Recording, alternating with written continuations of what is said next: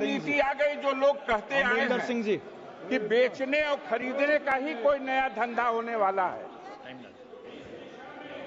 Mic on. मान्यवर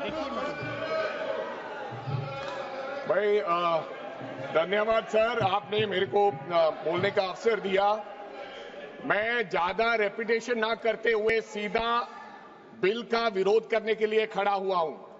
मैंने आज देश के गृह मंत्री का अच्छे तरीके से भाषण सुना और उन्होंने बार बार एक ही बार को 2-3 बातों को ज्यादा जोर दिया। एक तो उन्होंने कहा कि विरोधी दल भ्रम फैला रहे हैं, मुसलमानों के बीच डर फैला रहे हैं। ये हमने फैलाया हुआ डर नहीं है। जब देश के मुसलमान को लगा कि देश में बीजेपी में 240 संसदों में एक भी मुसलमान सांसद नहीं है, हमारे लिए जगह नहीं है, तो वो डरने लगा। जब आपने कब्रिस्तान की बात की, आपने शमशान घाट की बात की, तो वो डरने लगा। जब गोधरा हुआ, जब मुजफ्फरनगर हुआ, जब दिल्ली हुआ, जब हरियाणा मेवात में दंगे हुए, तो देश का मुसलमान डरने लगा। और फिर क्या कहा गृह मंत्री साहब ने? आज गृह मंत्री साहब ने कहा कि 2013 का बिल अगर नहीं आता, यूपीए नहीं लेकर आती, तो आज इस बिल की जरूरत नहीं थी। क्यों बिल लाए?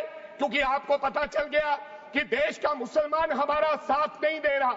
हमने हथकंडे अपना लिए, हमने आरएसएस की नीति अपना ली, हमने डंडा अपना लिया, दंगे हो गए, लेकिन मुसलमान हमारे साथ आने के लिए तैयार नहीं है। फिर आपको पता चला, आपने एक और आंकड़ा दिया, आपने कहा 1913 से 2013 तक केवल 18 लाख मुसलमानों का जमीन था और 2013 से अब तक 21 लाख और हो गया, यानी कि 39 लाख टोटल जमीन हो गया। तो आपको किसी ने समझाया मुसलमान को अगर आपके बस में करना है, ये आरएसएस की नीति नहीं अपनाएगा जितनी देर आप इनकी सांस प्रणाली बंद नहीं करोगे।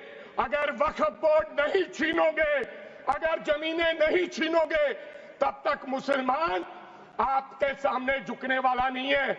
जैसा आपने पंजाब में करने की कोशिश की, किसान झुका नहीं, पंजाब के लोग नहीं झुके, सिख नहीं झुके, तो आपने एमएसपी का झगड़ा आज तक डाला हुआ है कि किसान की सांस प्रणाली बंद कर दो तो पंजाब अपने आप झुक जाएगा।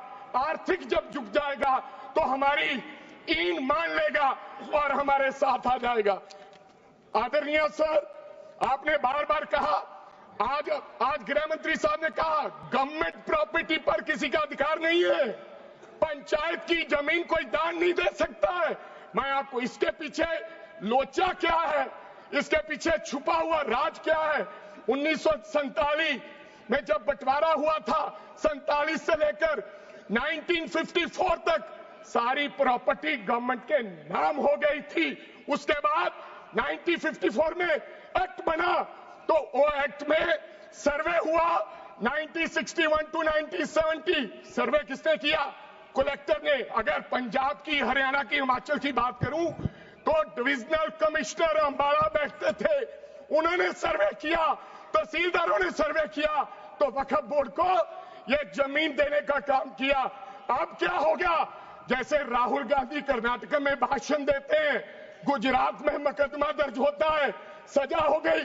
गवर्नमेंट की प्रॉपर्टी तो 1947 और 1954 में तो सारी प्रॉपर्टीज गवर्नमेंट की थी।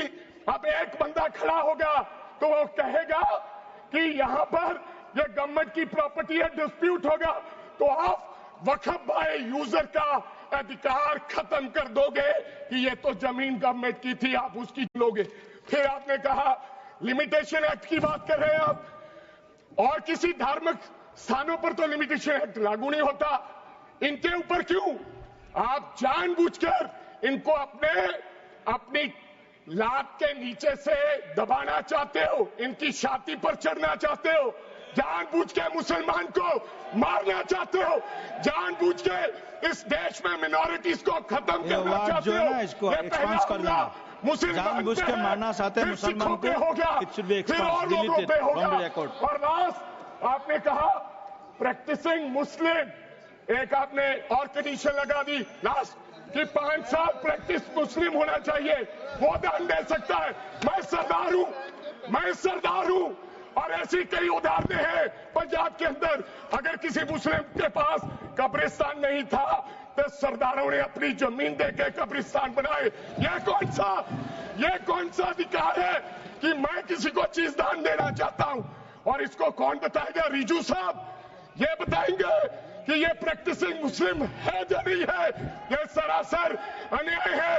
कल को श्रोमणी गुरुद्वारा प्रबंधक कमेटी 1925 का सिखों का जो एक्ट है, आप उसमें भी संशोधन करेंगे।